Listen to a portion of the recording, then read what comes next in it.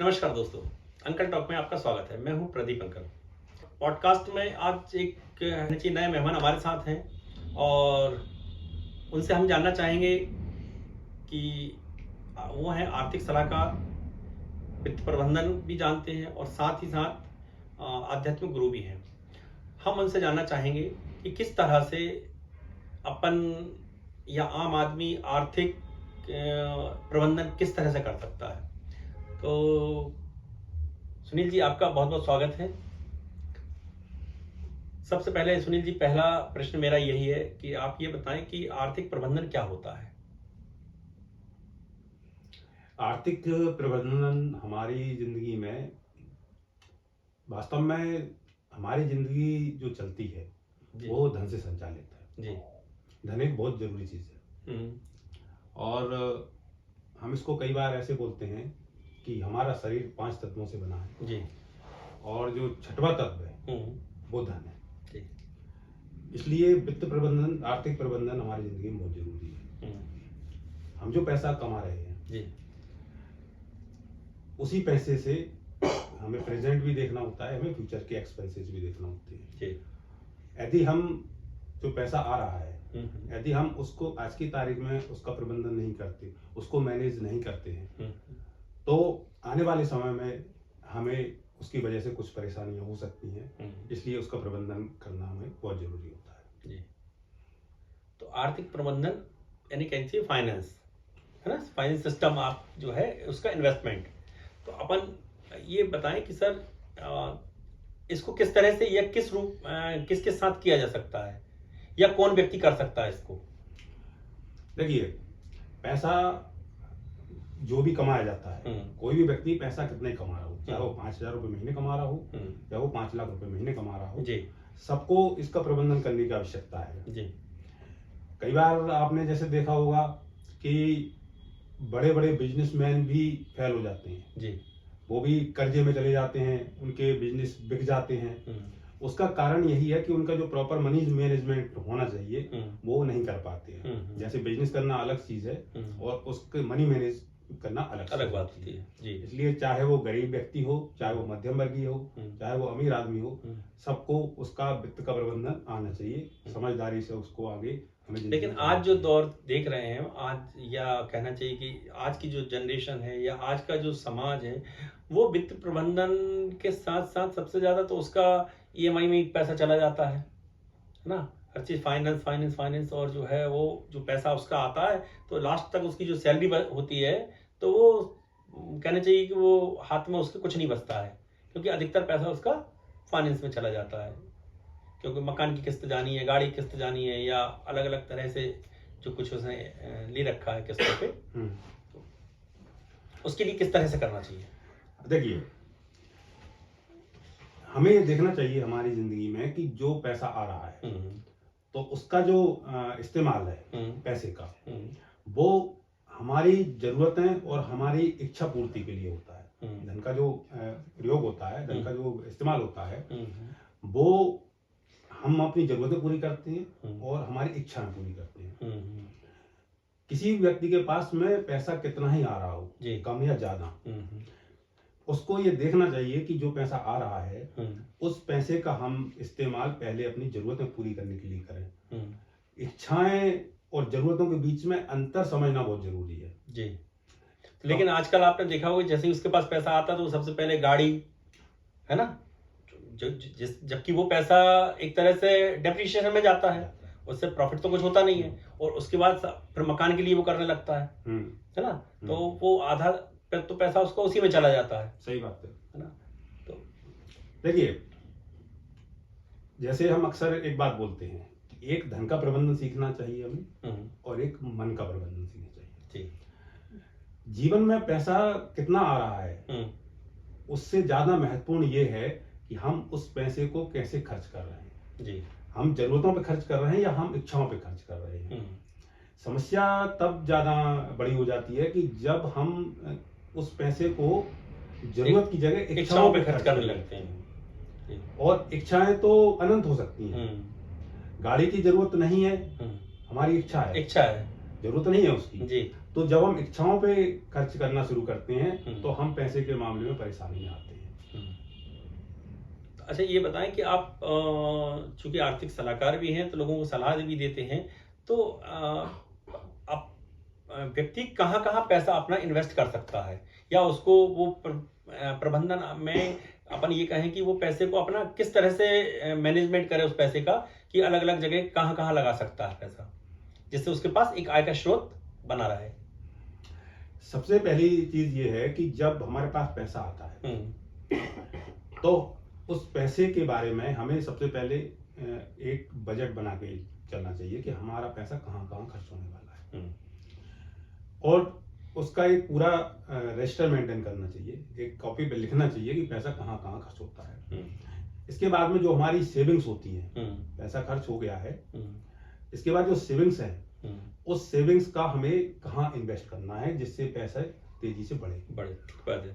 तो जिस जगह पे हम पैसा इन्वेस्टमेंट करते हैं पैसा बढ़ाने के लिए, उसको हम बोलते हैं एसेट्स। तो हम किसी भी एसेट के अंदर जो इन्वेस्टमेंट करेंगे हमारा पैसा बढ़ेगा। एसेट्स की जब बात आती है, संपत्तियां, तो संपत्ति जो होती हैं वो मुख्य तौर पे दो प्रकार से डिवाइड है। एक संपत्ति को बोलते हैं फाइनेंशियल एसेट्स, ठीक है, और दूसरी होती है फिजिकल एसेट, ठीक है। फिजिकल एसेट का मतलब होता है जिसको हम छू सकते हैं, देख सकते हैं, बता सकते हैं किसी को। जैसे फॉर एग्जांपल प्रॉपर्टी में इन्वेस्ट किया जा सकता है, गोल्ड में इन्वेस्टमेंट किया जा सकता है, ये फिजिकल एसेट्स है जी। और फाइनेंशियल एसेट का मतलब होता है कि आप एफडी में इन्वेस्ट कर सकते हैं, आप म्यूचुअल फंड्स में इन्वेस्टमेंट कर सकते हैं, ये फाइनेंशियल एसेट्स होती हैं। आप आजकल देखा होगा कि लोग जो है कि यूट्यूब चैनल्स के ऊपर कहें या सोशल साइट्स पे कहें कि बहुत सारे सुझाव आते हैं और उसमें देख के पैसा इन्वेस्ट कर देते हैं, और फिर इसके बाद पता चलता है कि वो जो है गलत जगह पैसा लगा दिया। तो ये कैसे पता चलेगा कि हम सही जगह पैसा लगाएं? देखिए, आज के दौर का जो सबसे क्रिटिकल पोजीशन है आज के दौर में, वो है हमारा सोशल मीडिया जी।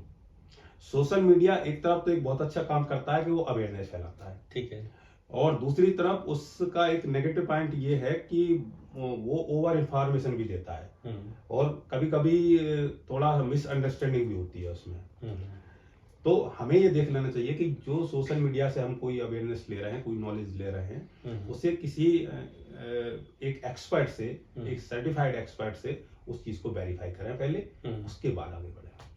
अच्छा एक बात और बताइए कि जैसे किसी के पास आय का स्रोत कम है ना, और उसके बहुत सारा पैसा उसमें निकल जाता है, तो वो उसके लिए अपन वो भी मतलब इन्वेस्ट कहीं कर सकता है क्या?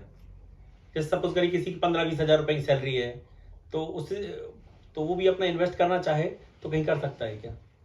देखिए, आपने जो बोला कि यदि वो इन्वेस्ट करना चाहे, मतलब जो सबसे बड़ी चीज है वो चाहत है, ठीक बात कह रहे हैं, सबसे बड़ी चीज। तो यदि वो इन्वेस्ट करना चाहता है तो बचत सबसे पहले जरूरी है। बिल्कुल ठीक बात है। 20,000 रुपए भी उसको यदि मिल रहे हैं और वो चाहे कि मैं 2,000 रुपए महीने बचा के इसको इन्वेस्ट करना है, तो वो डेफिनेटली कर सकता है। आज की तारीख में यदि हम म्यूचुअल फंड्स की भी बात करें तो वो 500 रुपए महीने से भी SIP स्टार्ट होती है, जैसे हर महीने वो ऑटोमेटिक अकाउंट से कट सकता है पैसा, तो वो कितना भी मिनिमम से स्टार्ट कर सकता है। अच्छा, म्यूचुअल फंड की आप बात कर रहे हैं, तो क्या म्यूचुअल फंड सेफ मोड है मतलब इन्वेस्ट करने के लिए ना?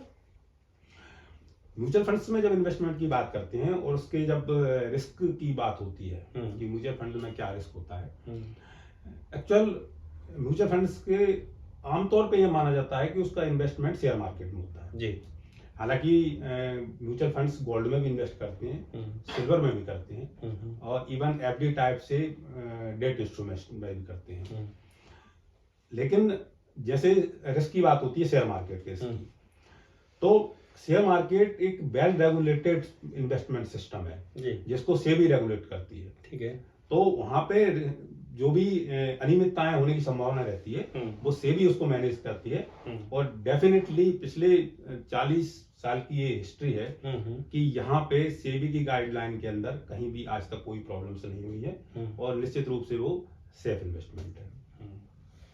अच्छा, एक बात और बताइए कि आप साथ साथ में आर्थिक सलाहकार भी हैं और वित्त प्रबंधन भी सिखाते हैं और आध्यात्मिक गुरु भी हैं, कहना चाहिए आध्यात्मिक गुरु। तो ये तीनों चीज़ें आप कैसे मैनेज करते हैं? देखिए, हमारे जीवन में हमारे जीवन का जो अंतिम उद्देश्य है, जैसे हमारे यहाँ हम ईश्वर को भी एक सुख स्वरूप मानते हैं, आनंद स्वरूप मानते हैं। तो हमारे जीवन का अंतिम उद्देश्य है आनंद प्राप्त करना, और उस आनंद प्राप्त करने का जो माध्यम है वो धन है। धन के द्वारा हम आनंद प्राप्त करने की कोशिश करते हैं। बहुत बढ़िया। तो ये सारी चीजें जो होती हैं वो अंतिम तौर पे आनंद प्राप्ति के लिए हम धन का एक बेहतर प्रबंधन करते हैं, और उस धन के प्रबंधन के द्वारा हम सुख की प्राप्ति करते हैं, आनंद की प्राप्ति करते हैं। तो ये दोनों चीजें एक ही साथ चलती हैं। वित्त का प्रबंधन हो या आध्यात्मिक प्रबंधन हो, मन का प्रबंधन हो, ये दोनों चीजें साथ में चलती हैं, तब हमें जीवन में आनंद की प्राप्ति होती है। एक आपका कोटेशन है या आपका जो आप कहते हैं कि 7,000 रुपए जमा करो और जिंदगी भर का 7 साल तक जमा करना है, तो वो क्या है? एक्चुअल हमारी जिंदगी में जो अधिकतम जो तनाव लोगों की जिंदगी में मौजूद है, वो उसका कारण उसके पैसे कमाने का टेंशन है। अधिकतर टाइम जो आमतौर पे हमारी समस्या है, हम पैसे कमाने के जो प्रयास करते हैं उसमें बहुत तनाव होता है। उसको एक्टिव इनकम बोलते हैं। जहां हम प्रयास करके पैसा जनरेट करते हैं उसको बोलते हैं एक्टिव इनकम। लेकिन एक समय ऐसा होता है जीवन में कि हम जो है ऐसी परिस्थिति में आ जाते हैं कि जहां एक्टिव इनकम लेना थोड़ा मुश्किल होता है। हम कोई तबीयत खराब हो सकती है, कोई कैजुअलिटी कोई किस तरह की आ जाती है, तो या एक समय के बाद हमारा शरीर काम करना कम कर देता है। तो एक पैसिव इनकम जो होती है, निष्क्रिय आय, जिसे साधारण बोलचाल की भाषा में पेंशन भी बोल सकते हैं। जी। तो उसकी जो व्यवस्था होनी चाहिए, और ये व्यवस्था जितनी जल्दी व्यक्ति सोच सके उतना अच्छा है। तो इसके लिए हमारे पास जो एक प्लानिंग है वो ये है कि आप 7 साल तक एक इन्वेस्टमेंट करेंगे।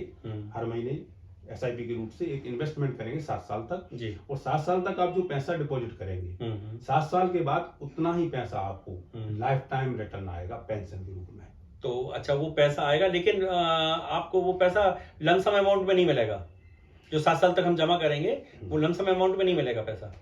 जो आपने 7 साल तक पैसा जमा किया हुआ है, वो आपका एक कॉर्पस इकट्ठा हो गया। अच्छा, ठीक है। अब वो कॉर्पस हमारे पास है, तो आप उसके द्वारा लाइफ टाइम आप पेंशन ले रहे हो। लेकिन जिस समय आपको ऐसा लगे कि नहीं मुझे आगे पेंशन नहीं चाहिए, तो आप जो कॉर्पस है वो आप वापस ले सकते हैं। वापस ले।